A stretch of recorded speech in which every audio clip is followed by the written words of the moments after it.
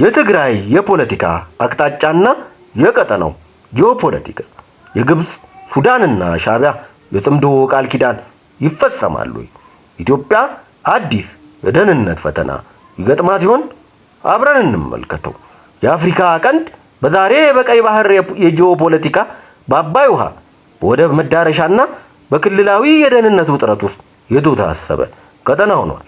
በዚህ መነሻና አውድ ሲሰላ በትግራይ የሚፈጠር ማንኛውም አይነት ግጭት እድሉን አሰፍስፈው ከሚጠብቁት አካላት ፍላጎት ጋር ተዳምሮ የአንድ ክልል ጉዳይ ብቻ ሊሆን እንደማይችል የሚገልጹ ጥቂቶች አይደሉም። እንደዚህ አይነት አካላት ገለጻ በትግራይ ክልል ጉዳይ ተሰባሰቡ ሀገራትና ቡድኖች እያሳዩት ያሉት እንቅስቃሴ የቀጠናውን ሚዛን ሊነካ እንደሚችል የሚናገሩት ለአስተያየታቸው ማስደገፊያ ማስረጃ ይጠቅሳሉ። በ2022 የተፈረመው የፕሪቶሪያው የሰላም ስምምነት በሰሜን ኢትዮጵያ የነበረውን አውዳሚ ጦርነት ለማስቆም ወሳኝ እርምጃ ቢሆንም ስምምነቱ ሙሉ በሙሉ ተግባር ላይ እንዳይውል በመደረጉ የፖለቲካ መተማመንና የደህንነት መረጋጋት በሚፈለገው ደረጃ እውን ሊሆን አልቻለም። በተለያዩ ምንጮችና በቀጠናው ታዛቢዎች ግምገማ መሰረት የህወሓት ጽንፈኛ የሚባሉት አመራሮች በቀድሞ ጠላቶቻቸው ጋር ሳይቀር አብረው ከ2022ቱ የፕሪቶሪያ የሰላም ስምምነት ጎን ለጎን ሌላ ስትራቴጂካዊ እቅድ የጀመሩት ገና የውሉ ፊርማ ሳይደርቅ ነበር። ከተባባሪዎቻቸው ጋር በመሆን የጀመሩት አዲስ እቅድ ዋና ዓላማ የትግራይ ኃይሎችን ወታደራዊ አቅም በሚስጥር በማጠናከር በኢትዮጵያ ፌዴራላዊ ስርዓት ውስጥ ከፍተኛ አለመረጋጋት መፍጠርና በመጨረሻም የትግራይ ክልልን ነፃ ሀገር አድርጎ ወደ ማወጁ ወይም መገንጠል ቃል በመግባት የተፈጸመ ነበር።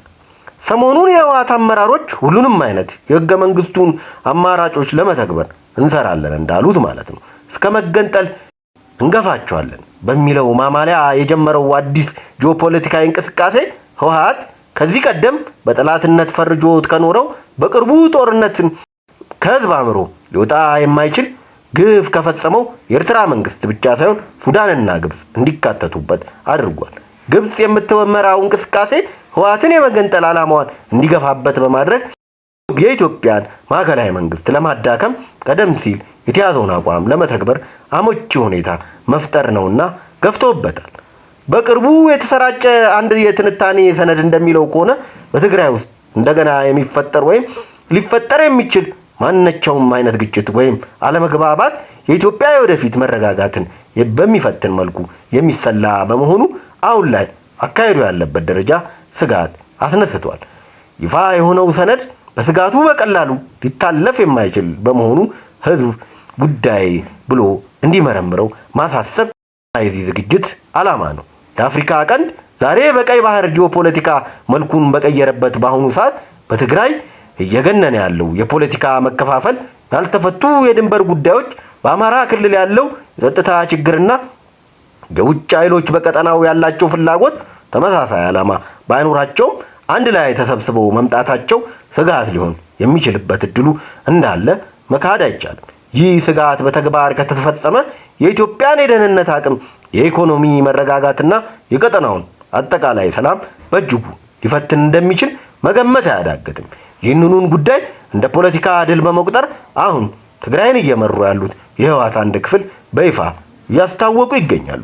የዚህ ስትራቴጂካዊ እቅድ ባለቤቶች በዋናነት ዶክተር ደብረጽዮን ገብረ ሚካኤል፣ ፈትለወርቅ ገብረ እግዚአብሔር እና ጌታቸው አሰፋ ሲሆኑ ከሱዳን ጦር ኃይሎች ሳፍ መሪ ከጀነራል አልቡርሃን ጋር መክረውበታል። ሰነዱ እንደሚለው የአልቡርሃን የአስመራ ጉብኝትን ተከትሎ በኤርትራ መዲና አስመራ በተደረገ ስብሰባ እነዚህን አመራሮች ከፕሪቶሪያ ስምምነት በኋላ በፌዴራል መንግስቱ ድጋፍ የተቋቋመውን የትግራይ ጊዜያዊ አስተዳደር እንዲያስወግዱ በፓርቲውና በትግራይ ክልል ምክር ቤት ላይ ያላቸውን ቁጥጥር እንዲያስመልሱ በስምምነት ተደርሷል። ከዚህ ጎን ለጎን ይፋ በሆነው የውስጥ መረጃ መሰረት ሰነዱ እንዳለው በእቅዱ ውስጥ የአመራሮቹ ዋና ዋና ሚናም ተለይተው ተቀምጠዋል።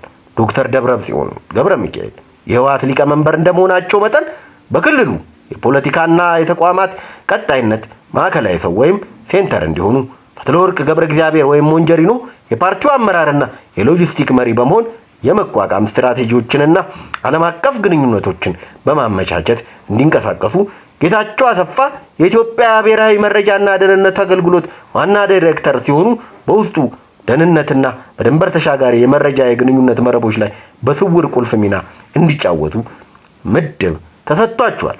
የዚህ አመራር ዋና ዓላማ የኤርትራና የሱዳን ጦር ኃይሎችን ወይም ጽምዶ በተባለው ኃይል እየተደገፈ የህዝባዊ ብስጭትን እንዲጋጋም የመክበብ ስሜትን በማስፋፋት በመጀመሪያ የምዕራብ ትግራይን አካባቢዎችን በኃይል ለማስመለስ በመቀጠልም ሰፊ ወታደራዊ ግጭት ወይም ሲሰስ ቤል ለመፍጠር መስራት ነው። ሰሞኑን በተለያዩ መድረኮች አታስቡ፣ ስጋት አይገባችሁ በማለት በተደጋጋሚ እነዚህ ዋና የህወሓት አመራሮች ኤርትራ፣ ሱዳንና ፋኖ፣ የኦሮሞ ነጻነት ሰራዊት ወዘተ ከኛ ጋር ናቸው በማለት መናገራቸው ከላይ ሰነዱ ካነሳቸው ጭብጦች ጋር የሚጣጣሙ ናቸው። ዓለም አቀፍ እና ቀጠናዊ ወታደራዊ አሊያንስ ወይም ኢንተርናሽናል አክሲስ ይህ ስትራቴጂካዊ አቅጣጫ በቀጠናው የታየውን ድንገተኛ የጂኦፖለቲካ ሁነቶች መሰረት ለማድረግ የሞከረ ነው።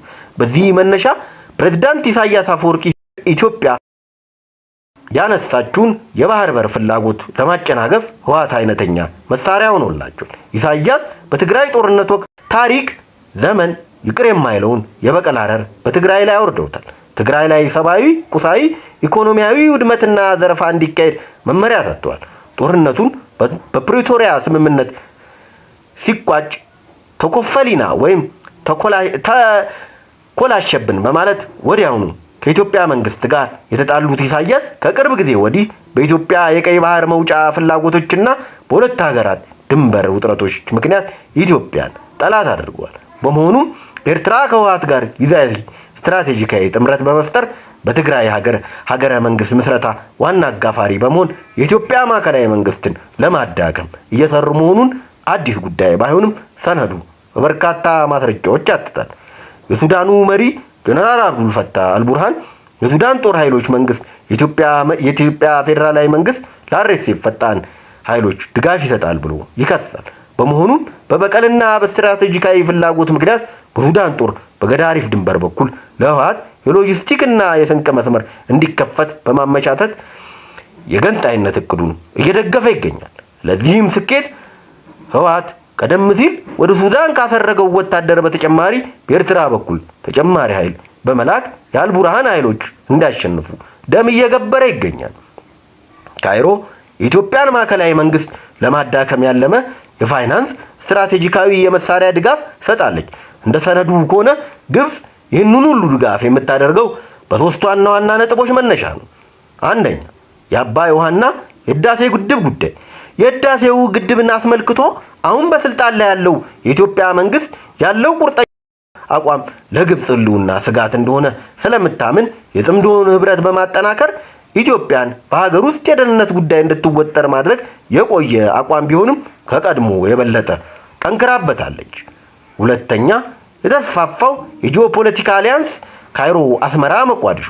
ግብጽ ከሶማሊያና ከኤርትራ ጋር ያደረገቻቸው የደህንነትና የማሪታይም ስምምነቶች ኢትዮጵያን በቀጠናው ለመክበብ ያለሙ ሲሆኑ በትግራይ ግጭት የዚህ አሊያንስ የሰሜንና የውስጥ ግንባር ተደርጎ ይወሰዳል። ሶስተኛ፣ የኢትዮጵያን የባህር ፍላጎት ማደናቀፍ።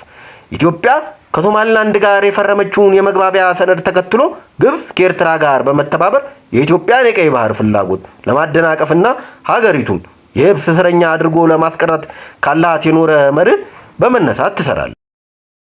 ህወሓት የሚያስፈጽመው የእቅዱ ደረጃዎችና ህዝብን የማበሳጨት ስትራቴጂ የነጻነት አዋጅ ማወጅ፣ ስውር ታጣቂዎችን ማደራጀትና ማሰልጠን፣ የትግራይ ታጣቂዎችን በክልል ፖሊስ ወይም በአካባቢው የደህንነት ኃይሎች ሽፋን ስር በምስጢር ሰራዊት በማደራጀት ጡንቻን ማፈርጠም። ሰነዱ ባይገልጸውም የተጠባባቂ ወታደር ችግር አለ።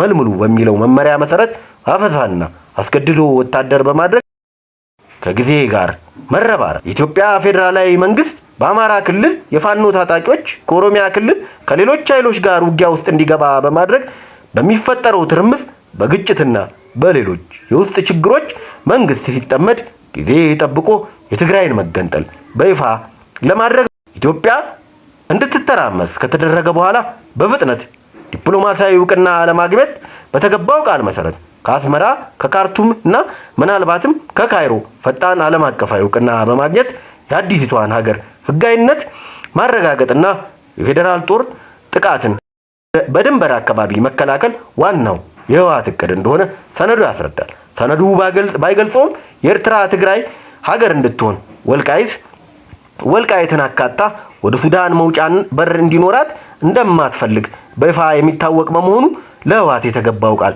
ሊተገበር የማይችል የኢትዮጵያን የማተራመሻ ማማለያ ከረሜላ የሚሉ ወገኖች ህወሓትን አሁን ከሚመሩት ውስን ሰዎች በቀር የትግራይ አብዛኛው አካባቢዎች ይህንን ጉዳይ ሊተገብሩት እንደማይችሉ በተደጋጋሚ የሚያሳውቁት ጉዳይ ነው። በአማራ ፋኖ በኩልም መከፋፈል ያስነሳ ቁልፍ አጀንዳ ነው። የማበሳጨት ካልኩሌትድ ፕሮቮኬሽን ስትራቴጂ በደብረ ጽዮን በሞንጀሪኖና በጌታቸው አሰፋ የተነደፈው እቅድ ስኬታማ እንዲሆን ህወሓት በዓለም አቀፍ ማህበረሰብ ዘንድ አስቀድሞ ጥቃት አድራሽ ሆኖ መታየት የለበትም። ስለዚህ የሚከተሉትን ስልቶች ታቅዷል። ለአዲስ አበባ የሚጣሉ ወጥመዶች ድርጅቱ ባለው የዲጂታል ሰራዊት እና ደጋፊ አክቲቪስቶች አማካይነት የጠንካራ ንግግር በተወሰነ አካባቢዎች በሚደረጉ ጥቃትና በራሱ ክልል በሚከናወኑ ወታደራዊ ሰልፎች የማዕከላዊ መንግስቱን ስሜት በመካት በመተንኮስ ወዘተ የፌዴራል ጦር የመጀመሪያውን ስህተት እንዲሰራና ያልተመጣጠነ ወታደራዊ ጥቃት ወይም የኢኮኖሚ ማዕቀብ እንዲጥል ማነሳሳት። 2 ፖለቲካዊ የብቸኝነት የተጠቂነት ስሜት መፍጠር። የፌዴራል መንግስቱ ወታደራዊ ምላሽ ሲሰጥ የትግራይን ህዝብ የህልውና አደጋ ተደቀነብህ በሚል መፈክር ስር ወዲያውኑ ማስተባበር። ይህም በፓርቲው ላይ የተነሳበትን የውስጥ ተቃውሞ መቀየር። 3 ለቀጠናው አሊያንስ የጥቃት ሰበብ ወይም ኮዝቢል መስጠት። በማዕከላዊ መንግስት ጥቃት እንደደረሰበት በማስመሰል የመገንጠል አዋጁን እንደ ህገ ወጥ ድርጊት ሳይሆን ህዝብን ከአደገኛ ጥቃት የማዳን የመጨረሻ የህልውና አማራጭ አድርጎ ማቅረብ። ይህም የኤርትራና ሱዳን በሰብአዊና በጂኦፖለቲካዊ መብት ስም ለአዲሲቷ ሀገር ፈጣን እውቅና እንዲሰጡ መንገድ ይከፍታል ወይም ያመቻቻል። የመጨረሻ ማጠቃለያና ስጋቶች።